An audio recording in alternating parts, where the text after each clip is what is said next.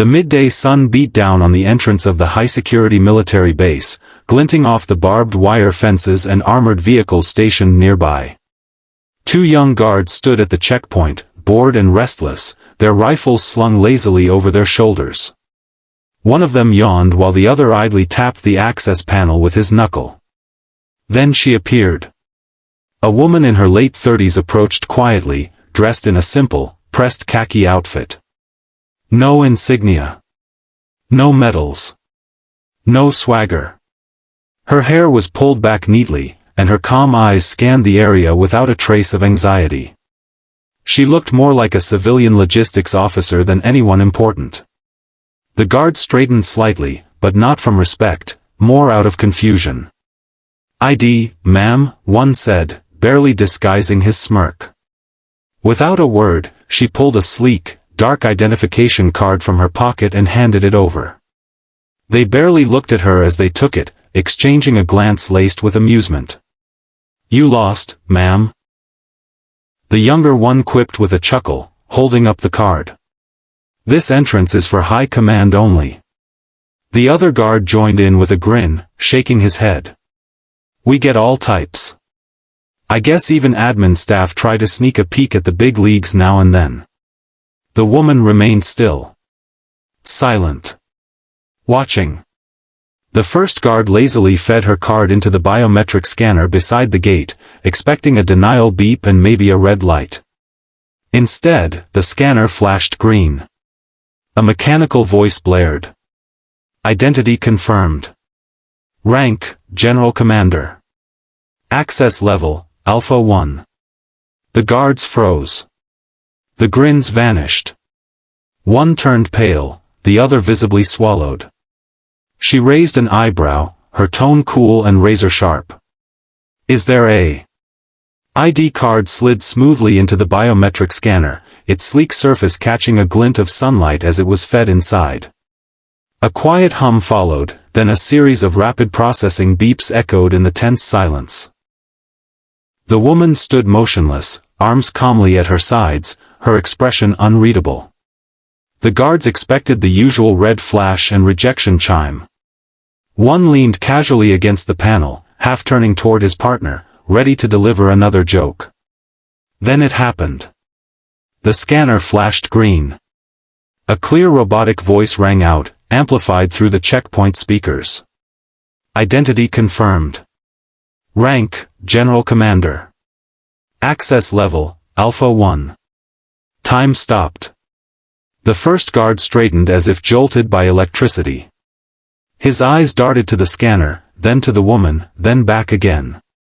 The second guard's mouth fell open, his coffee cup slipping from his hand and hitting the pavement with a loud splat, brown liquid splashing across his boots. Silence reigned, except for the quiet drip of coffee and the hum of the still-open security gate.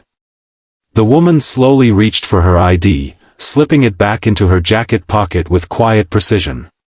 Her gaze was steady, calm, but sharp as a blade. She said nothing. The younger guard's lips moved, but no sound came out. Finally, inside the security control room, the atmosphere had been casual, almost drowsy. A handful of senior officers sat at their stations, sipping coffee, half watching the various feeds from the perimeter cameras.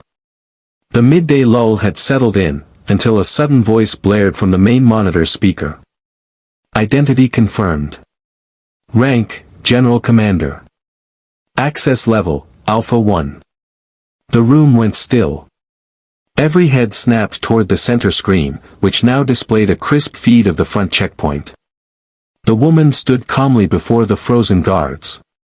One had just dropped his coffee. The other looked like he might pass out. Colonel Bryce, a sharp but notoriously skeptical officer, leaned forward, squinting at the screen. "Zoom in. Now," he barked. An aide fumbled with the controls, enhancing the image. The woman's face came into sharp focus. Recognition hit like a thunderclap. "That's her," Bryce muttered, voice barely above a whisper. "That's Commander Arden." The room exploded into motion. Chairs scraped back. Coffee spilled. Officers scrambled to grab their jackets and tablets, barking hurried orders into radios. One tripped over a cord trying to pull up the commander's file.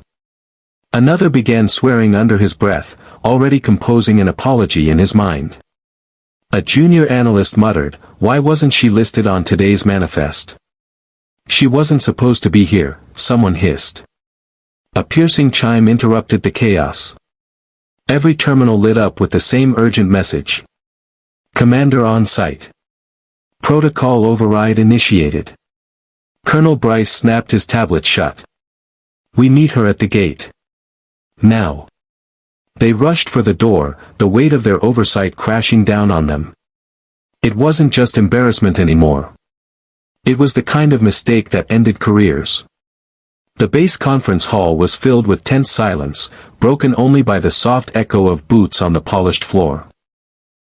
High-ranking officers lined both sides of the long table, their uniforms immaculate, their expressions guarded. Screens displayed live security footage, ID verification logs, and a profile marked with a red banner, "Commander Arden, Alpha 1 clearance." And there she stood.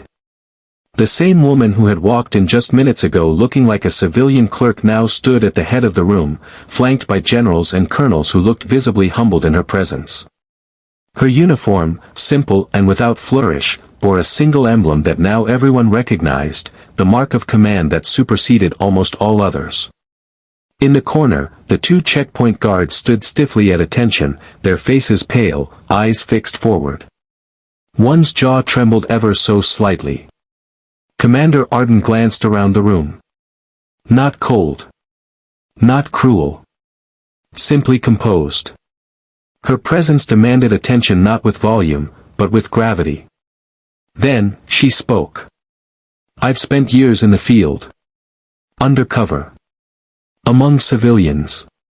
Among our own. I know what we protect. And who we forget." She paused, letting her words settle. "And Todd.